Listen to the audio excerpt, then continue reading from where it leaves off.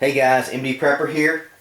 Another gun review, this time on New Year's Eve, 2011.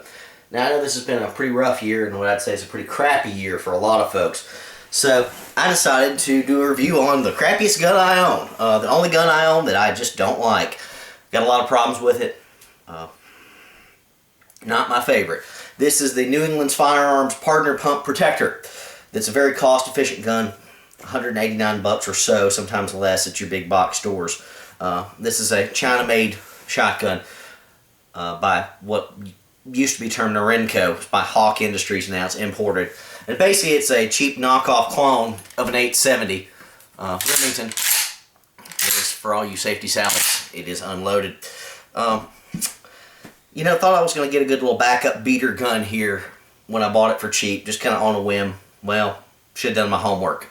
This has not been the best shotgun I own. Actually, it's been the worst shotgun I've ever owned.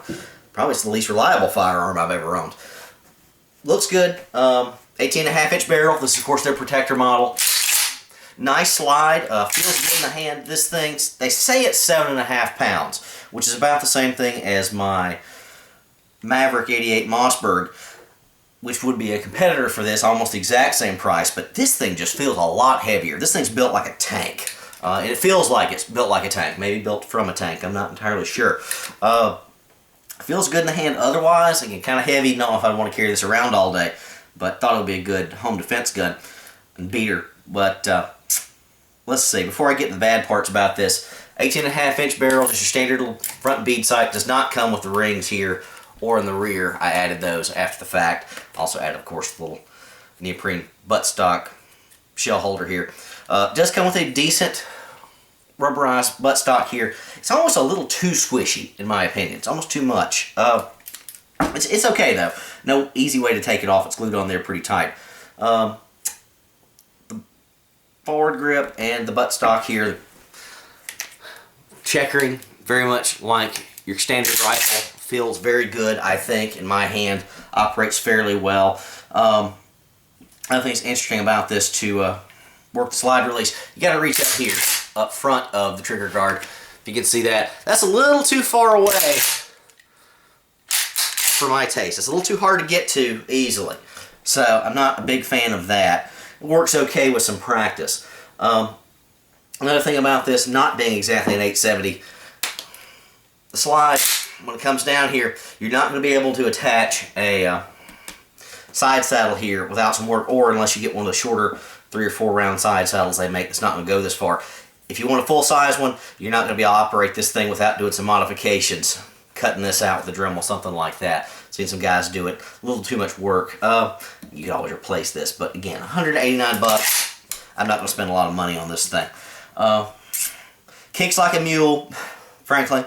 It is 5 in the chamber, or sorry, 5 in the tube, 1 in the chamber, so 5 plus 1 overall. Will fire 2 3/4 and 3-inch magnums, though, if you know me, I'm not a big fan of the 3-inch magnums. I just think that wastes ammo capacity overall. 2 3/4 should be able to stop any kind of bad guy, which is, of course, what this thing is made for.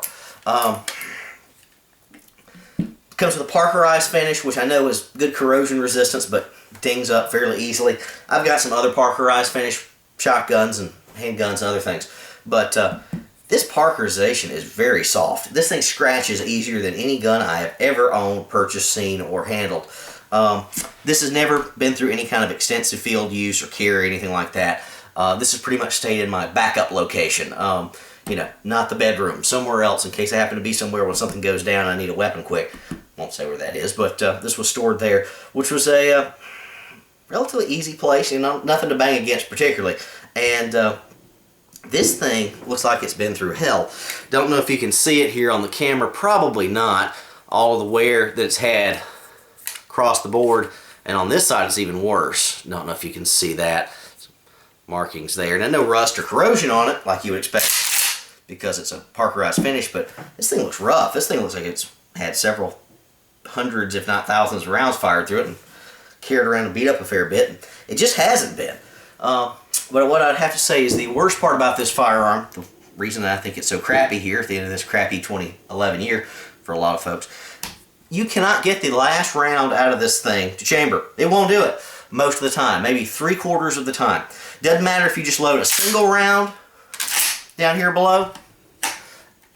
You try and chamber it, it won't. You have to sit there with your finger and try and pop the thing out to get it to pop out and work. Like I say, 3/4, if not more of the time. Some of the real expensive shotgun ammo that I fired through this fired okay through it, but still had the problems. Your standard bulk ammo, your standard Remington and Federal birdshot loads, all that, they just won't chamber. They just won't.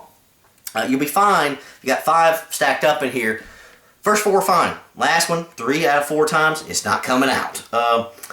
You know, you might say, oh, well, how important is that? Well, it's real important if I do that last round.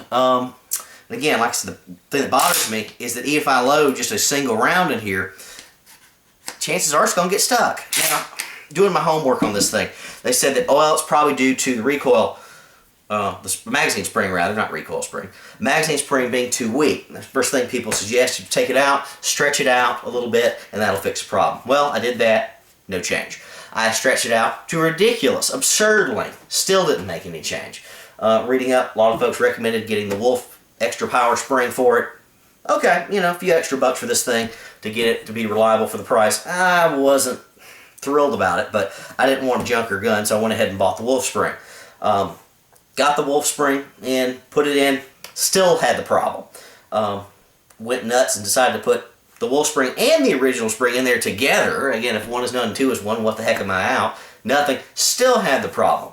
Now, as fate would have it, Wolf springs kind of messed up and they accidentally shipped my order twice. So I got the spring in, and about a week or 2 later I got another spring and went, what the heck is this? Contacted the company, they said they'd screwed up. They didn't charge my credit card or anything. But they said, you know, it's not that expensive an item. Don't even bother to ship it back. Just consider it a freebie from us, which was great.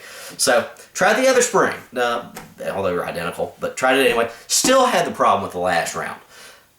Right now I've got both the dual extra strength springs in there. Still have the problem. I've also heard folks say you need to polish the inside in here. You need to take it out, make sure you get all the grime and the grease out of the magazine tube. I've done all that. I have cleaned this thing. I have polished everything I can think of. Still have the problem with that last round. Seems to be a little bit better with your higher quality shotgun shells and all that, but just for general purpose, it will not fire that last round. Otherwise, it's fine. Which I'd say that's not fine at all. Anyway, guys, hope you've had a lot better luck with your Pardner protector than I have. One other little minor thing I ran into. This thing is drilled and tapped on the top, which was nice. Found a nice little option at Walmart that was on their discount sale aisle. It was an attachment here, plastic cover that goes on, so it has a Picatinny rail along the top, so you can put optics, red dot, something like that. Again, me thinking I wanted to make this a kind of tactical shotgun. Bought that for, oh, I don't know, $6-7. Problem here, this is not exactly an 870. This little hump here on the back, can't get to install. The little hump's a little too much. You just can't quite bracket it in here where you're supposed to. So that was a waste of money. I don't have an 870. Otherwise, I tend to be a Mossberg guy. And after this, I'm going to stay a Mossberg guy. For $189, you're looking for a cheaper shotgun, pump action for home defense. Stick with the Mossberg Maverick 88. Much better gun, I think, overall. The blued finish I've had for years and years and years with a lot more wear and tear on it. Looks a lot better. Looks still pristine just about compared to this one, which has had almost no use. They say the weight's the same. It can't be. I have not weighed this, but this is just a heavier, bulkier gun overall. I like the ergonomics of the 870, or sorry, the 870 better than this, and I also like the ergonomics of the Mossberg 88 Maverick better than this. So, anyway, New England firearm, Chinese-made, Pardner Persuader pump shotgun, a knockoff of the 870. I'd save up and buy an 870 or switch to a Mossberg. So I don't tend to do negative reviews, but, well, it is what it is. So if you guys have any suggestions, any ways to fix this thing, though I'm pretty much fed up with it at this point, please let me know. I'd love to figure out what the heck's wrong with this thing, because I'm pretty good with gunsmithing, and this thing's just a mystery. Well, better luck in the new year, guys. MD Prepper out.